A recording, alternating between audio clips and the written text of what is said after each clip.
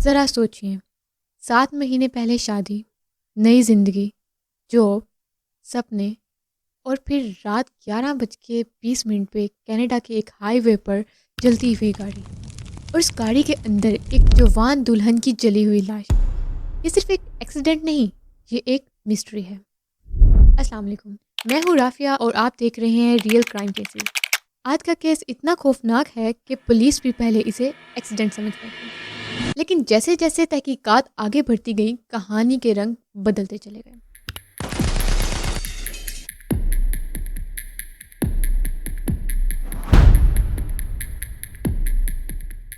26 اکتوبر 2025 11:20 PM delta city Canada, high وے number 17۔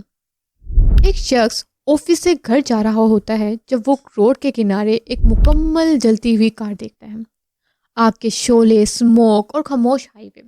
وہ فوراً 911 کال کرتا ہے۔ 911, what's your emergency? Fire brigade, police اور ایمبولینس موقع پر پہنچتی ہیں۔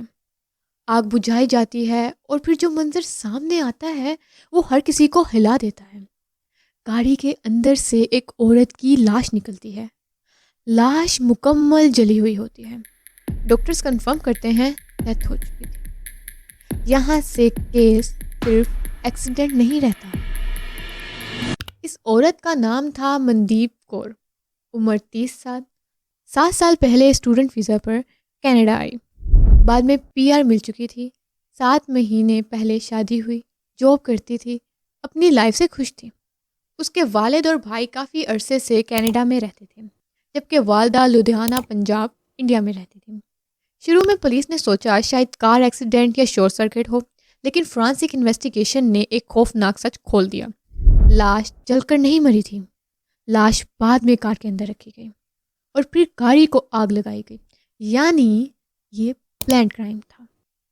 کچھ دن بعد ڈیلٹا سٹی سے ایک 24 سال کا نوجوان اریسٹ ہوتا ہے، گرجوت۔ پولیس کے مطابق پہلا الزام لاش کے ساتھ چھیڑ چھاڑ، دوسرا الزام 2nd ڈگری مرڈر۔ سب سے شاکنگ بات، گرجوت مندیپ کور کا دیور ہے، یعنی شوہر کا بھائی۔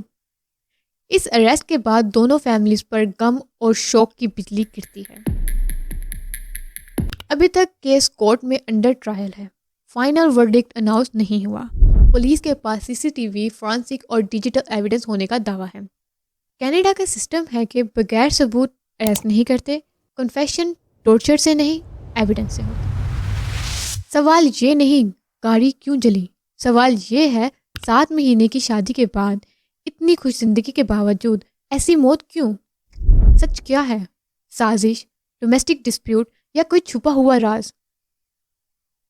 یہ سب کورٹ کے فیصلے کے بعد ہی سامنے آئے گا۔ اور اس کیس کی نیکسٹ اپڈیٹ کے لیے سبسکرائب کر لیں تاکہ ویڈیو آپ تک پہنچتی رہے۔ اس کیس کے بارے میں آپ کا کیا خیال ہے؟ کیا یہ صرف ایک کرائم تھا یا سسٹم کے لیے ایک ٹیسٹ؟ کمنٹس میں اپنی رائے ضرور دیں۔